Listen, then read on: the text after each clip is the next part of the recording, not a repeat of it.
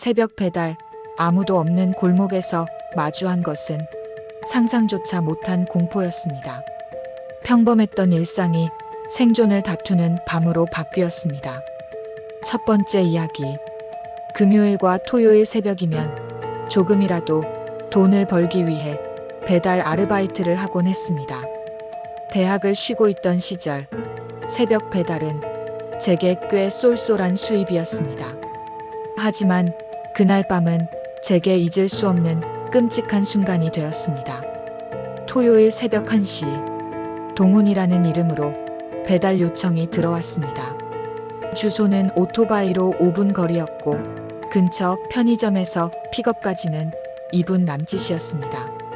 앱이 안내한 길은 점점 좁아지는 외곽 골목으로 이어졌습니다.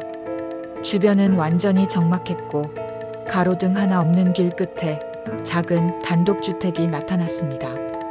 오토바이를 세우고 주변을 살펴보았습니다. 골목 끝에서는 바람에 흔들리는 나뭇가지 소리만 들렸습니다. 오래된 집 주변으로 자풀이 무성하게 자라 있었고 외벽은 세월의 흔적을 고스란히 담고 있었습니다. 새벽이라 사람 그림자는 보이지 않았습니다. 저는 전화를 걸었습니다. 벨은 한 번 울리고 바로 음성사서함으로 넘어갔습니다. 잠시 후 남자에게서 문자 한 통이 도착했습니다. 문 앞으로 오세요.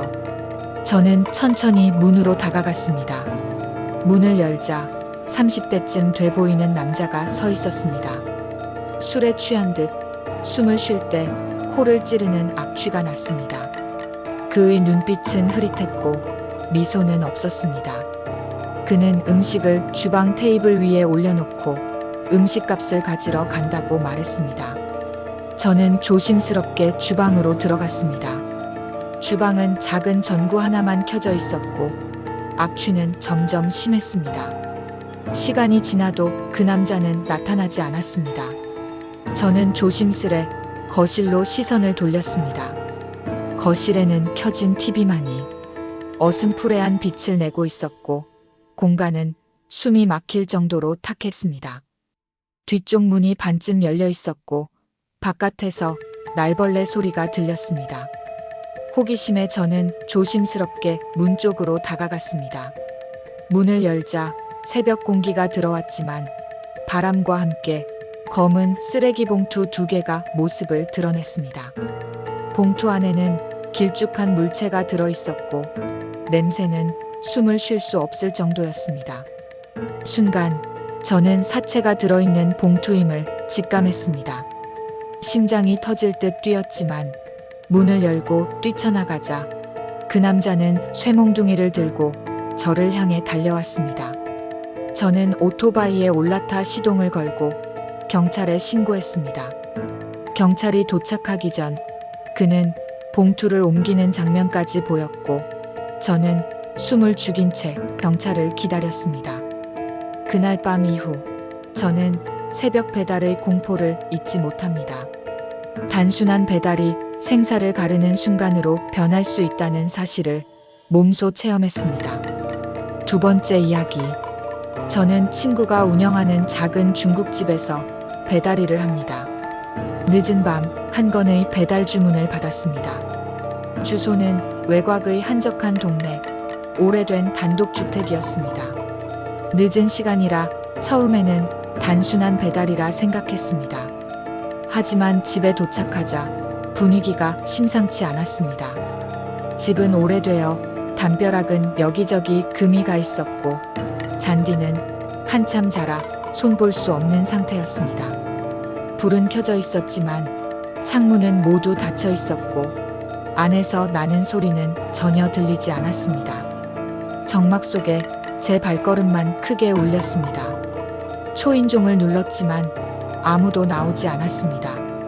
잠시 기다렸지만 반응은 없었습니다. 주변을 살펴보니 계단 위에서 팔만 보이는 이상한 제스처가 저를 부르는 듯 보였습니다. 순간적으로 심장이 뛰었지만 주문을 놓고 갈 수는 없어 조심스럽게 올라갔습니다.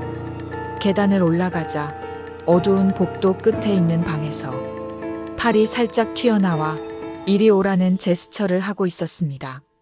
저는 머릿속으로 이거 장난일까? 아니면 진짜 위험한 상황일까? 고민했습니다. 조심스럽게 방 쪽으로 다가가자 갑자기 날아오는 물체가 있었습니다. 그것은 진짜 팔 모양의 물체였습니다. 심장이 터질 듯 뛰었고 몸이 얼어붙은 채로 뒤로 물러섰습니다. 겁에 질린 채 계단을 달려내려오자 근처 이웃이 문을 열고 저를 바라보았습니다. 저는 숨을 고르며 상황을 설명했습니다. 이웃은 한숨을 쉬며 말했습니다. 그 집은 1년 동안 비어 있어요. 그 말이 머릿속에서 울리며 저는 소름이 끼쳤습니다.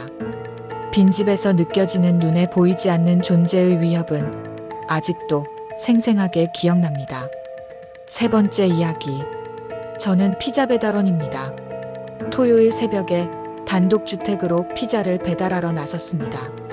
주소는 외곽의 한적한 길, 주변에는 가로등도 거의 없었습니다.